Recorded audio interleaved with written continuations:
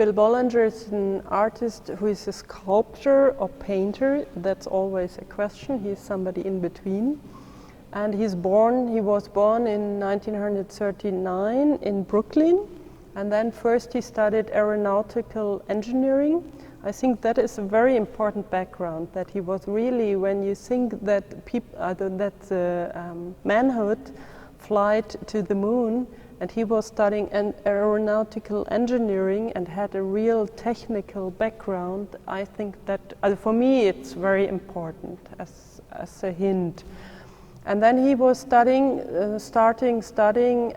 painting in the beginning of the 1960s, and he himself says his career as an artist starts 1961.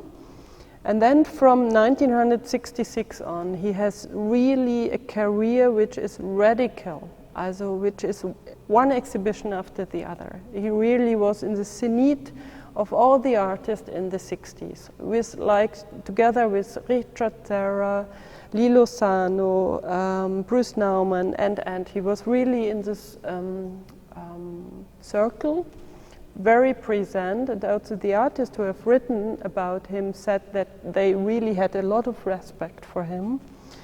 And so he was really shown in the exhibitions, which was, for example, curated by Robert Morris and 9 at Leo Castelli. There he showed the first work. When you come into the exhibition, there you see a big cyclone fence, really welded, turned around once, and you see the big wave in the room that he showed in this exhibition. Then he was present in When Attitudes Become Form, in Anti-Illusion, in Oplose Schroffen, really in all this important exhibition and legendary exhibition. But from 1972 on, he really vanished more or less out of the art world. It has personal reason. He was a lonely educating father. He was leaving New York, but I think it was his work changed in a way, but it was also the art world which changed. And I think that is a very complex theme, why then his work was really forgotten.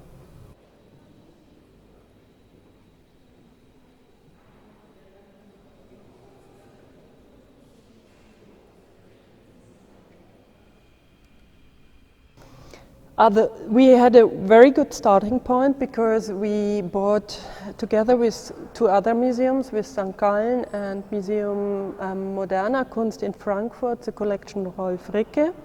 And out of this, all 3 museums have works by Bill Bollinger, which is one of the biggest convolutes in the museum now. There is another big one in Berlin, in the Preußischer Nationalbesitz.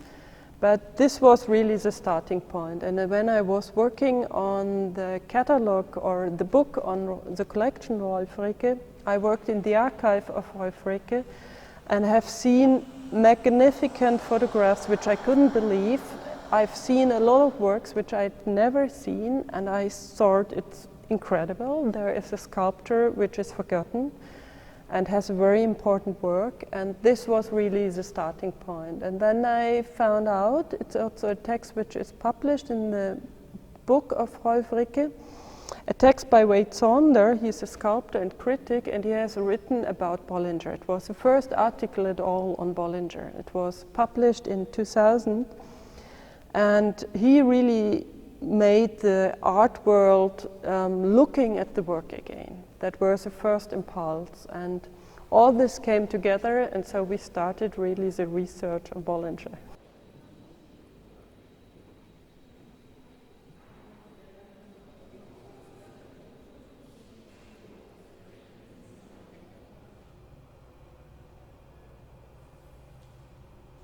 The work starts in 1966, and the last work we show, it's around 1971.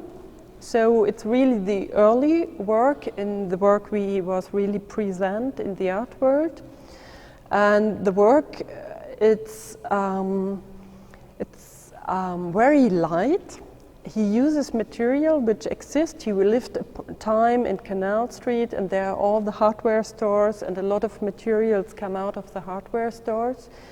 But this is also maybe very American. When you think of artists like from the Arte Povera, when Calzolari uses lead, then it gives a background, then it has to do with to be set. But by Bollinger, the material, it's really used by him to develop an idea, to show the idea.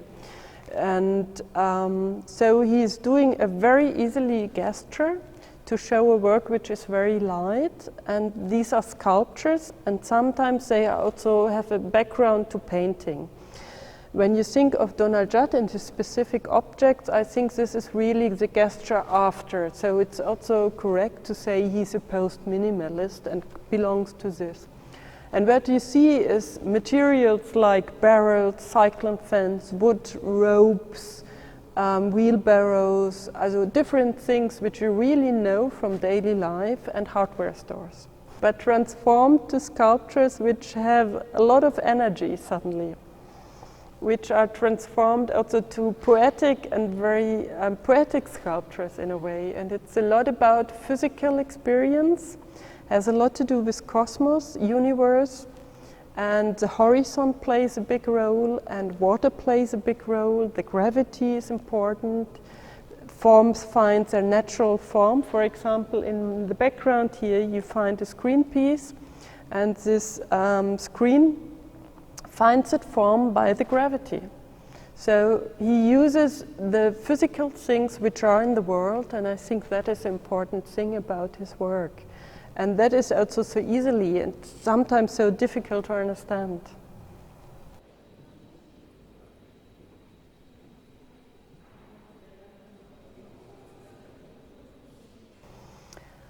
As my wish would be that his work is present again, at least in the most important exhibition, and that people see his work again, because I think it was in his time also an artist who gave impulses into the art world.